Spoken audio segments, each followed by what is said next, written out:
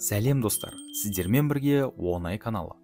Бүгінгі біздің тақырыбымыз жаман ойды жылдам қуатын техника туралы болмақ. Жаман ой жамандықты шақырады. Ой затқа айналады дейді зерттеуші ғалымдар. Әсіресе қайта-қайта санада сурет болып салына берген ой жылдам материяға айналады. Бүгінде барлық дерлік адам кез келген ойдың ерте ме кеш пе әйтеуір орындалатынын біледі. Бұған өз өмірлерінен көптеген дәлел келтіре алады. Бұл туралы мыңдаған кітап жазылған. Коучтарды әлеуметтік желілерде өміріңді өзгерткің келсе, ойыңды өзгерт деп айтып жүр.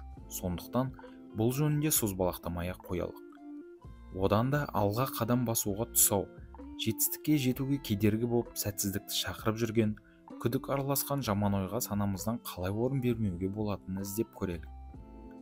Оның несі қиын, тек позитивті ойда жүру керек дейді кейбіреуі.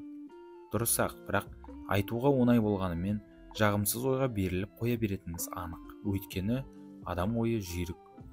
Мысалы, қанша рет жақсы ойда бол дегеніңізбен анаңыз алыстағы студент қызын біреу алдап кете ме деп, ал әскердегі ұлын біреу ұра ма деп ойлайды. Перзенті жолға шықса, ол үйге жеткенше сан түрлі жаман ой ата-ананың басын жаулап алады. Дәл сол сияқты әр адамның өз уайымына араласқан жаман ойлары күн сайын санасын сығалайды. Әрине, егер ой қолға ұсталатын болса, бастан алып қоқысқа лақтырып тастауға болар еді. Амал жоқ, жағымсыз оймен ойша күресіп қана жеңе аласыз.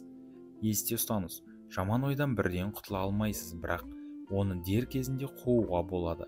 Осылай бірте-бірте оны алыстатып, жолатпайтын боласыз. Бұл орайда психологиялық әдіс-тәсіл көп. Біз ең оңай әрі жылдам әсер ететін бір техниканы ұсынамыз. Ол қарсыласу техникасы деп аталады.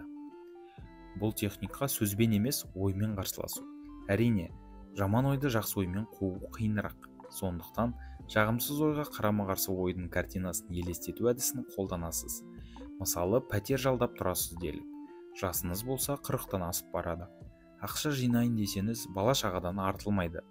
Мұндай адам пәтерақыдан немесе әр 3-4 ай сайын жаңа пәтер іздеуден қиналғанда, өмір бойы пәтерде жүрсем қайтпекпін, балам екеу-ақ болғанда осы уақытқа дейін пәтер сатып алар едік қой деген ойлармен арпалысады. Осы секілді дереу визуализация жасайсыз. Яғни қалауыңыздағы баспананы сатып алғаныңызды, әдемі жиһаздарды орналастырғаныңызды көз алдыңызға келтіріңіз. Немесе қонысты өткізіп жатқаныңызды, ағайын туысын шашу шашып босағаныңызды аттағанын анық көре біліңіз. Жаман ой санаңыздан өткенше қайта-қайта жағымды картинаны ойша көріп, қиялдай беріңіз. Осымен достар, бүгінгі видеомыз сіздерге пайдалы болды деген ойдамыз. Келесі кездескенше.